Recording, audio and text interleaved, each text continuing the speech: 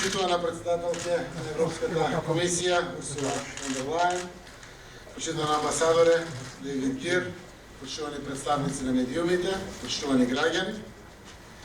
Денеска ги посакавме добре дојде на нашата драга пријателка и силен поддржувач на Република Северна Македонија, председателката на Европската комисија Урсула фон дер Лајен.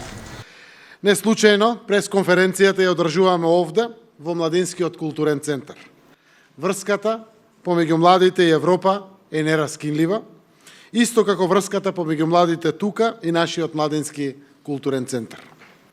Дозволете ми да се заблагодарам во името на граѓаните и особено во мое име на младите за поддршката на Европската унија за реновирање на овој објект кој има многу посебно значење како култно место на многу генерации наши граѓани. Заеднички ја разгледавме и изложбата за придобивките од Младинската гаранција. Проект кој во Северна Македонија многу успешно се спроведува како единствена земја надвор од Европската унија. Со него беа опфатени 60.000 млади лица со цел да се намали младинската невработеност. Во рамките на оваа посета ќе го потпишеме меморандумот со кој Европската унија на Република Северна Македонија и додели 2,6 милиони евра буџетска поддршка, кој од почетокот на пандемијата изнесува околу 220 милиони евра.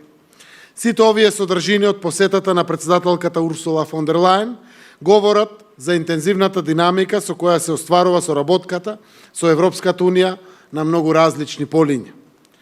На посетата на Младинскиот културен центар и претходеше средбата со владата, на која разговаравме за актуелни фази во кои се наоѓа Република Северна Македонија во процесот на членство во Европската унија, како и за реализација на стратешката цел на Брисел за проширување на унијата со земјите од Западен Балкан. Посетата на председателката на Европската комисија на нашата земја е дел од нејзината посета на регионот во пресрет на самитот на Европската унија за Западен Балкан, што на 6 октомври ќе се одржи во Словенија. На средбата во владата ја изразив надежта дека лидерите на земјите членки на Европската унија ќе ја реафирмираат декларацијата од Брдо Крањ, кога Словенија го презеде председавањето со Европската унија, за цврста заложба за проширување на Европската унија со земјите од Западен Балкан. Блокадата на овој процес не е во духот на оваа определба. Сметаме дека е потребно нов импетус за забрзување на процесот за донесување одлуки, затоа што секое продолжување на блокадата ги храбри ретроградните сили кои се противници на европското единство и европските вредности. Блокадата на оперативниот старт на преговорите, одобрени во март минатата година, се одрази негативно во целиот регион и се закани кон довербата во Европската унија како кредибилен партнер. Европските вредности на Европската унија се и вредности на земјите кандидати за членство од Западен Балкан, кои ги прифатија и ги развиваат.